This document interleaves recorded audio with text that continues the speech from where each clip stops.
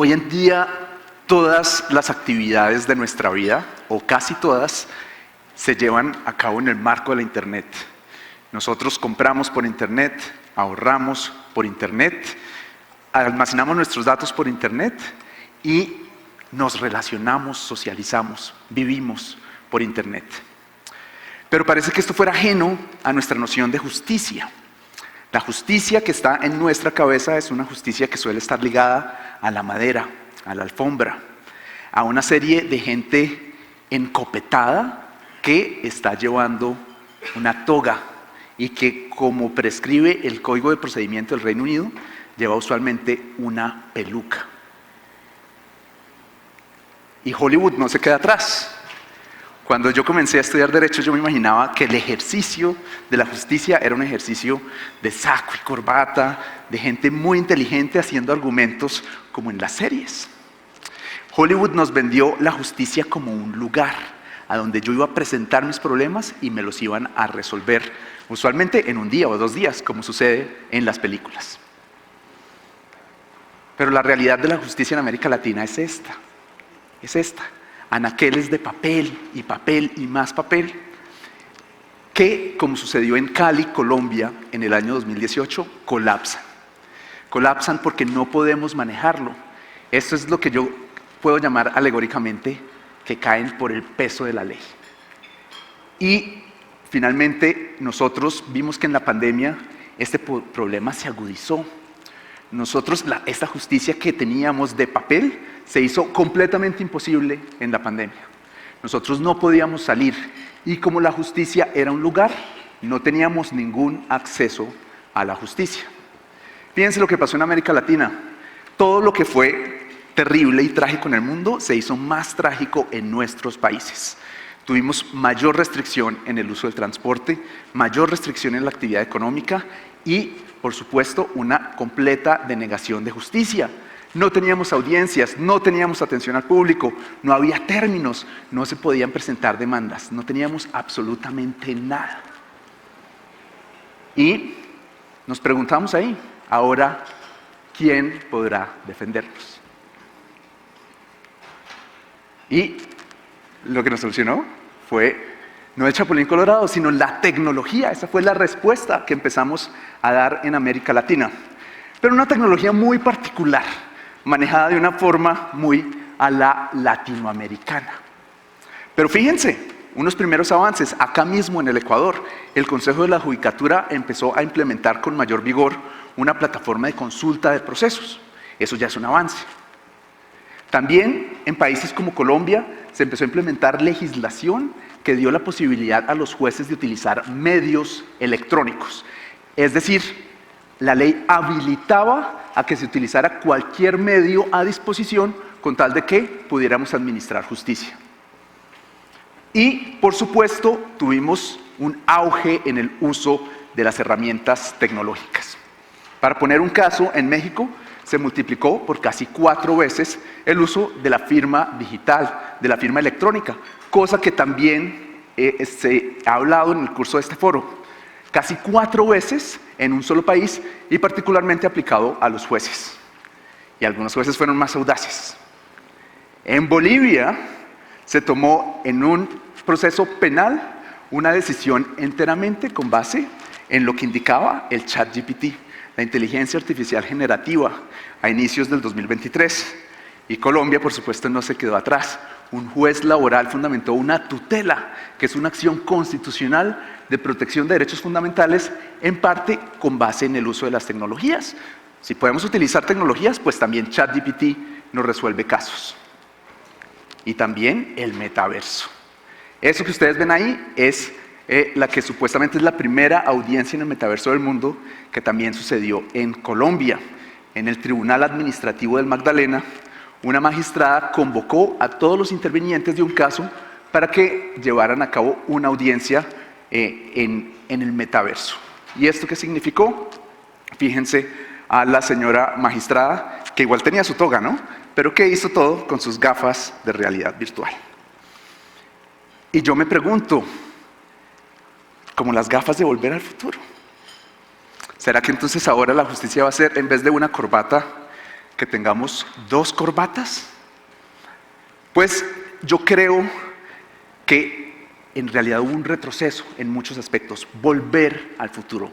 Muchas de las promesas de la tecnología aplicada a la justicia fueron defraudadas en lo que hemos vivido del año 2020 al año 2023.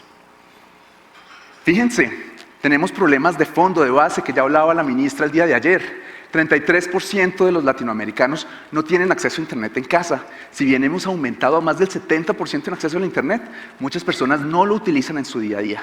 La gran mayoría de las personas, también lo decía la ministra de Telecomunicaciones, lo hace para las redes sociales, no para vivir. Entonces, no hay un acceso en la casa, no hay un acceso fiable, y a eso se suma que no hay un acceso desde la alfabetización digital. La mayoría de las personas no saben utilizar un computador. Por lo menos en México el 43% de la población se autoconsideraba analfabeta digital. Entonces, muchas promesas, pero ¿cómo las hacemos viables? Además, súmenle la justicia de papel, la que nosotros hemos vivido desde la época colonial española. ¿Cómo hacemos para que esto se digitalice? Y la solución, escáneres. Y lo que sucedió en el caso colombiano es que la rama judicial hizo la provisión de escáneres, pero solo se le envió 1 para 4 juzgados. Entonces, ¿cómo estamos digitalizando la justicia si en realidad pasamos de la justicia del papel a la justicia del PDF? En conclusión, tenemos que en un país como México, de 120 millones de personas, solo el 9% dispone de un expediente electrónico. Y ni hablar de la justicia del Zoom. Ustedes habrán visto en las noticias el abogado que entró a su audiencia de Zoom y decía: yo estoy acá, no soy un gato. Sucedió que el Zoom le puso un filtro, el filtro de su hija, y se veía como un gato cuando estaba haciendo una plena alegación en una audiencia de este tipo. Pero en Latinoamérica no nos quedamos atrás. Recordarán el caso del abogado mexicano que empezó a llevar su alegación y no se dio cuenta de que se le estaban viendo los pantaloncillos. Pero no es solo de abogados, también jueces. Esta persona que ustedes ven acá es una jueza colombiana, una jueza penal colombiana, que se le olvidó que tenía la cámara prendida y estaba fumando, consumiendo alcohol y acostada en su cama en plena audiencia en un proceso penal. Y aun cuando nosotros logramos avances, también hubo retrocesos, que es más triste todavía. En República Dominicana, hablábamos con Laura en estos días, se empezaron a implementar las audiencias virtuales, entramos a la vida del Zoom y luego el Tribunal Constitucional en el 2021 dijo: no se puede hacer el uso de estas audiencias. Ni siquiera cuando empezamos a utilizar las tecnologías, cuán rudimentarias sean, logramos que realmente sean adoptadas. Hubo la necesidad de una legislación posterior para rehabilitar el uso de la tecnología. Entonces, estamos no en el futuro, sino en volver al futuro. ¿Qué es esto? La realidad de nosotros es una realidad de medios electrónicos dispersos que no están bien utilizados. Fíjense, por ejemplo, en el caso de Chile, que uno puede tener el Poder Judicial, una plataforma tecnológica que está dada por la rama, pero con la que conviven otras plataformas tecnológicas como Zoom, correos electrónicos para notificaciones y, en no pocos casos, notificaciones por Facebook o por WhatsApp, porque los jueces no saben cómo utilizar la tecnología y les parece que una notificación por redes sociales puede tener la validez que se espera o la predictibilidad en un sistema judicial. Entonces, ¿en qué estamos? Los sistemas judiciales se llevan el peso de la justicia con notificaciones o con las cosas que pueden hacer, porque no saben cómo hacerlo. Y terminamos siendo percibidos como la segunda región del mundo en la que menos se confía en el Poder Judicial, aún a pesar del uso de herramientas tecnológicas, aún a pesar de los esfuerzos ingentes en los que han incurrido las ramas judiciales en el mundo para esto. Entonces, para nosotros, la justicia digital urge, también urge, pero no sale hoy. Y para los ciudadanos es un poco una tortuga. Es un poco una tortuga, la justicia siempre decimos que es cojea pero llega, y es una cosa a la que la mayoría de los empresarios no quieren utilizar y donde las personas prefieren no hacer uso de la justicia porque no ven ningún sentido en hacerlo. Y la solución que encontramos, muy al estilo del Chapulín Colorado, es tratar de ponerle soluciones remendadas, ponerle un cohete, ponerle un casco, ponerle unas rueditas, a ver si esta tortuga se empieza a mover. Pues no contaban con nuestra astucia, básicamente. Es la solución del Chapulín Colorado, tratar de hacer las cosas un poco, en Colombia diríamos, chambonamente. ¿Y cuál es la solución? ¿Dónde está nuestro verdadero superhéroe del día de hoy? ¿Dónde nosotros sí podemos encontrar una luz al final del túnel? En la Online Dispute Resolution, ODR por sus siglas en inglés, o en español, resolución electrónica o resolución en línea de conflictos o de disputas. ¿Qué es lo que nosotros empezamos a ver? Que grandes empresas descubrieron que sí se podía resolver los conflictos rápidamente con un buen uso de la tecnología. ¿Y cómo lo hicieron? A través de mecanismos o plataformas específicamente dedicados a la resolución de conflictos que están integradas para que la solución sea rápida, justa y eficaz. Uno de los grandes defensores de esto es Richard Susskind. Si a ustedes les interesa de alguna manera la intersección entre la tecnología y el derecho, en cualquiera de los temas, incluyendo la identificación digital, pero la justicia también, lean a Richard Susskind. Él tiene un libro que se llama Los abogados del futuro y otro que se llama Cortes en línea.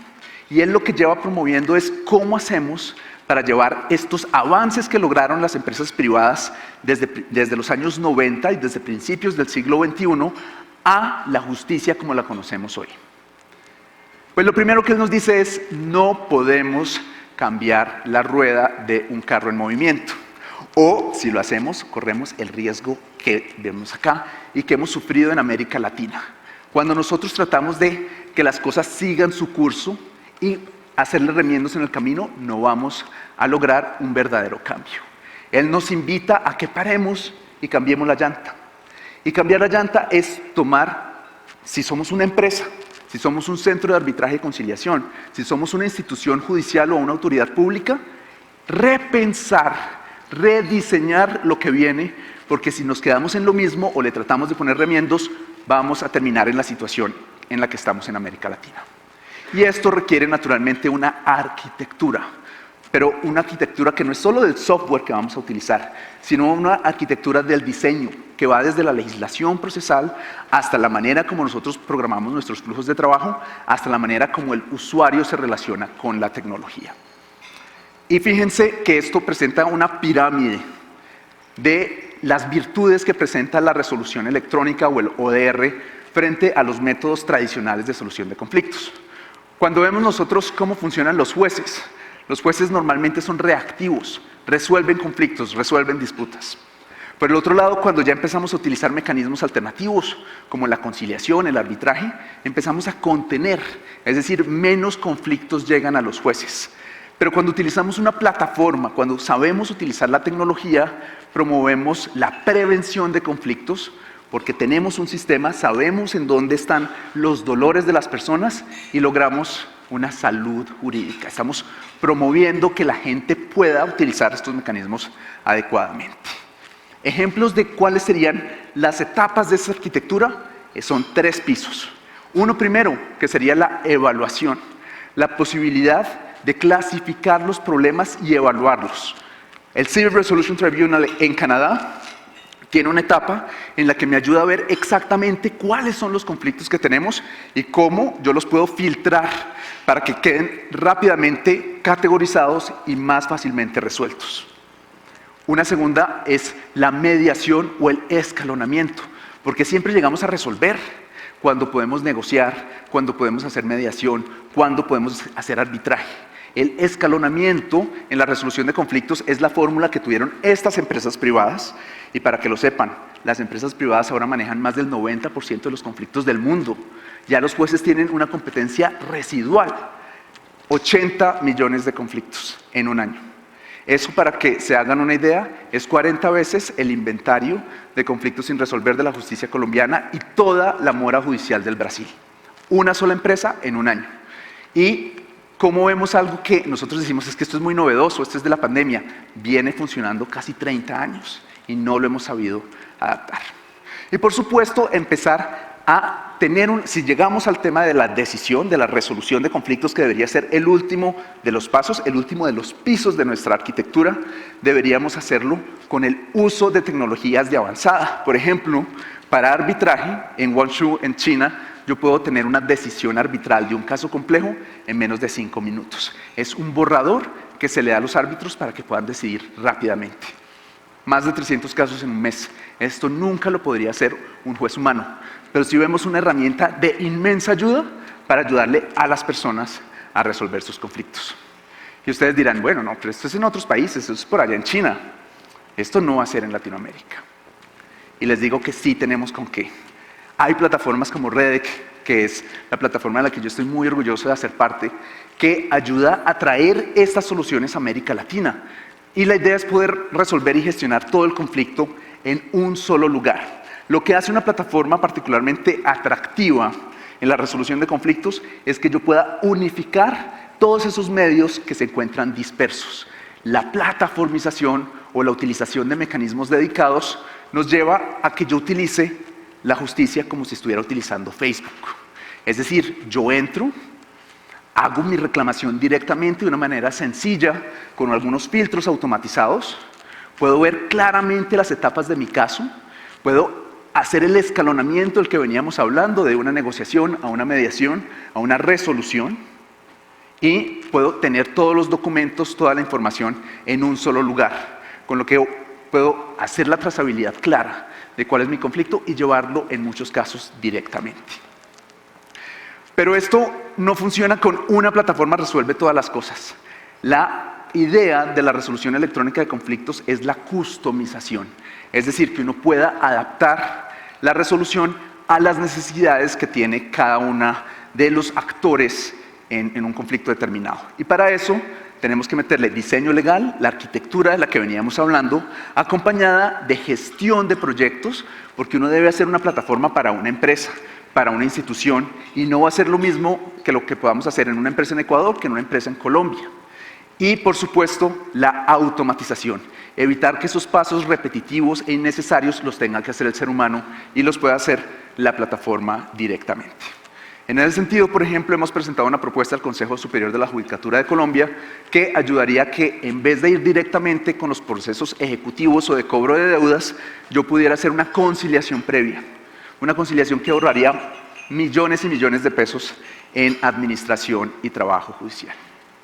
Pero esto suena muy lindo y hay muchos peros. Yo llevo hablando de este tema más de 10 años y siempre, invariablemente, me voy a encontrar con el miedo al cambio.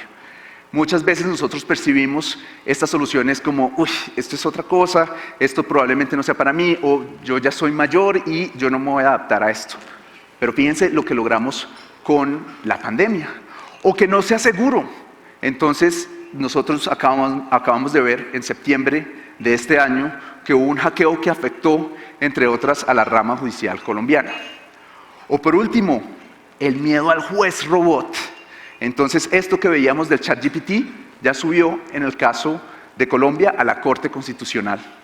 Porque tenemos miedo, ¿por qué los jueces empiezan a utilizar inteligencia artificial? ¿Por qué ahora vamos a tener un Terminator con toga y ya no vamos a ser los seres humanos? Pues yo creo que esto sí tiene solución. Yo creo que nosotros debemos evitar, digamos, este tipo de prejuicios que pueden nublarnos. Y Soskin nos habla de unos factores críticos de éxito para que cualquier entidad, centro de arbitraje, empresa o institución pública pueda adoptar una solución de ODR. El primero es el liderazgo y es tener una gobernanza robusta. Si uno tiene mandatarios e instituciones con voluntad política, lo puede lograr. Y fíjense que en Brasil ya se ha hecho con gobierno digital. Brasil ha sido reconocido como el segundo país del mundo que más liderazgo tiene. ¿Por qué no podemos ser nosotros los latinoamericanos líderes en la materia? En el caso de Colombia, el Banco Interamericano ha hecho un préstamo por más de $100 millones para el Plan Estratégico de Transformación Digital de la rama judicial. En segundo lugar, la estrategia. No queramos abarcar todo en un solo. De hoy para mañana tenemos justicia digital. Eso es un gran problema. La transición debe ser moderada. No estamos hablando de un Big Bang.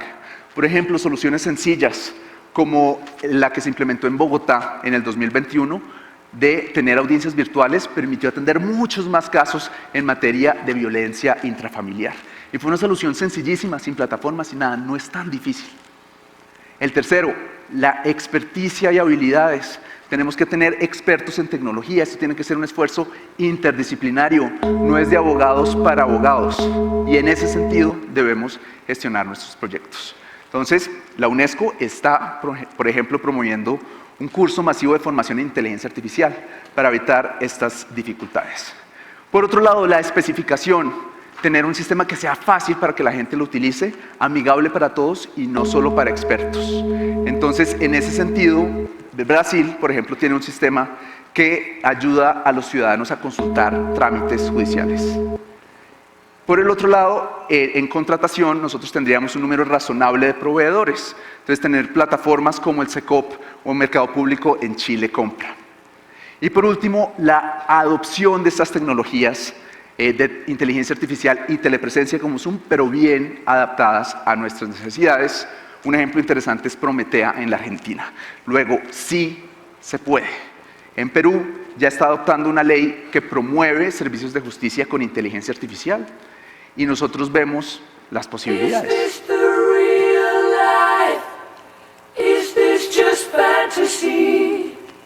Y esa es la pregunta que nosotros nos vamos a hacer, ¿no? ¿Esto es la realidad o es solo fantasía, ¿no? Estas cosas, entonces ustedes van a escuchar, ¿no? Este es un señor hablando carreta de las cosas que nunca se van a hacer. Pues, cuando yo comencé hablando de esto hace 10 años, yo era una voz en el desierto, yo era una persona ahí tratando de promover una cosa y fíjense, pues hoy estoy al frente de todos ustedes.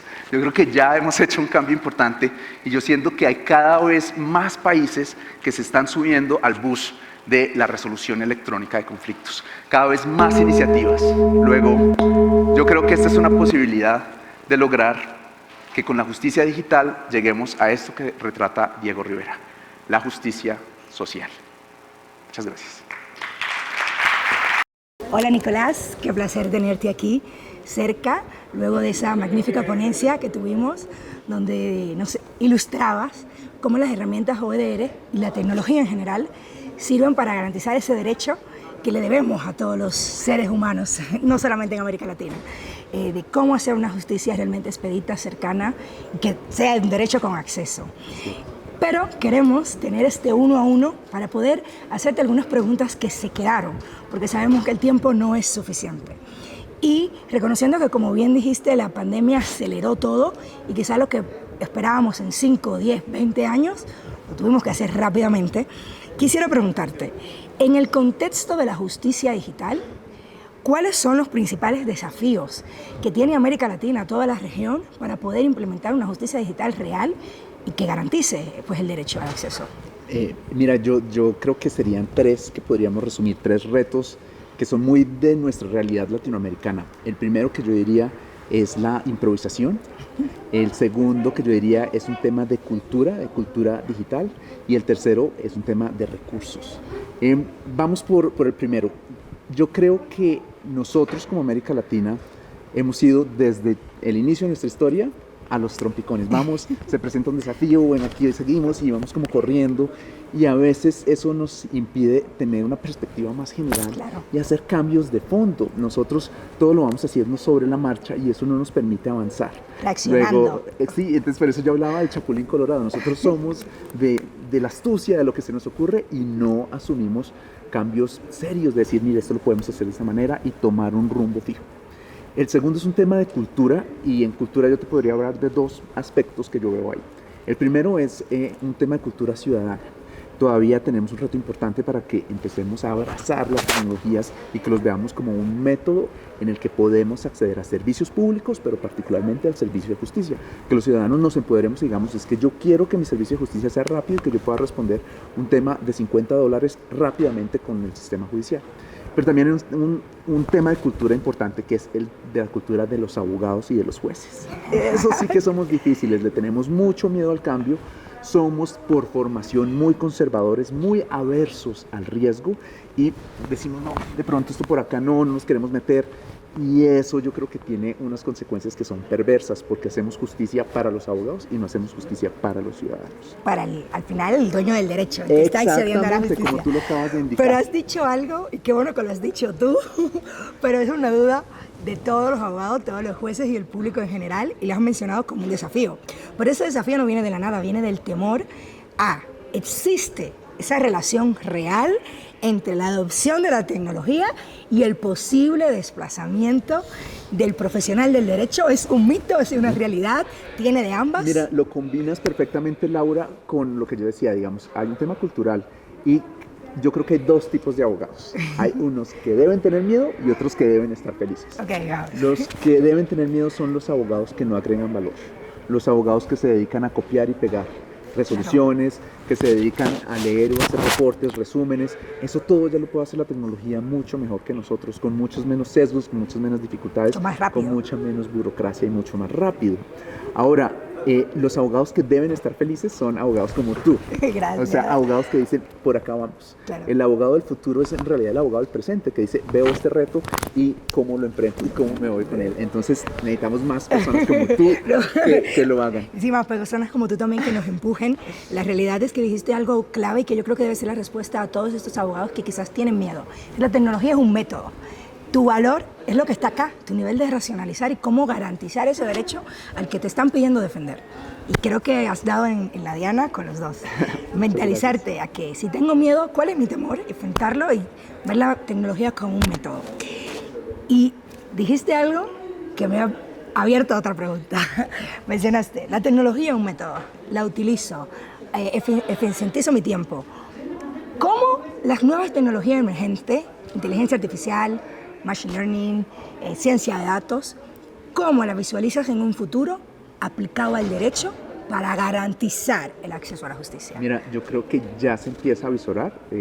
Hay jueces en Latinoamérica y en el mundo que ya empiezan a utilizar estas herramientas, pero ojo, hay que utilizarlas bien. Exacto. Porque por supuesto es una herramienta, es un método, es algo que a nosotros nos sirve porque la justicia es de humanos y para humanos. Esto no es una cosa de robots con robots, de Terminator con Terminator. Claro, hay aristas y grises. Claro, nosotros debemos saber utilizarlas. ¿Y cómo yo la veo? Yo veo que es una herramienta en muchos casos de apoyo de decisión, soporte de decisión que llaman los norteamericanos, pero por otro lado, en algunos casos puede ser de decisión automatizada. Claro. Y en algunos conflictos no vale la pena que nosotros nos desgastemos con meterle el intelecto humano cuando no agrega valor. Exacto. Nuevamente es un tema de valor agregado. Y eso nos lleva al tercer desafío del que veníamos hablando, y es ¿qué pasa con los recursos? Pues debemos saberlos focalizar. Claro. Para comenzar hay que tener una plataforma que de verdad me permita unificar esos sistemas. Pero si queremos meter la inteligencia artificial, pues que empecemos a priorizar cuáles son los conflictos que más le duelen a los ciudadanos y cómo podemos ayudarle a que lo resuelva fácilmente. Un tema de consumidor, un tema de arriendo, un tema de vecindad. Esos son los que debemos ayudarle para que la gente sienta que la justicia no es una cosa por allá desprestigiada, lenta, como una tortura, sino es algo cercano y que de verdad le hace la vida mejor. Que no me sirve. Buenísimo. Y rescato de esa respuesta algo muy importante, y es que lo hemos hecho. Los humanos lo hacemos. ¿Qué es la jurisprudencia? Tomo todas las decisiones pasadas, veo cómo la aplico a este caso y resuelvo más expeditamente. Y si me estás diciendo que en base a las decisiones que he tomado antes, una inteligencia artificial o en el análisis de todos esos datos me puede dar una respuesta certera, al final, ¿cuál es mi función como abogado, como juez? Que el usuario tenga el acceso a su derecho y que vuelva a una situación original lo más rápido posible. De verdad, Nicolás, que tu ponencia nos deja una expectativa de futuro, pero también nos hace plantearnos el ahora. ¿Por qué lo vemos tan lejano? ¿Por qué nosotros alejamos ese futuro cuando día a día pequeños pasos, utilizando la tecnología como método, quitando esa adversión y miedo, podemos garantizar derecho? De verdad, muchísimas gracias. A ti, Laura. Gracias por muchas ser parte de este AIDE Foro 2023.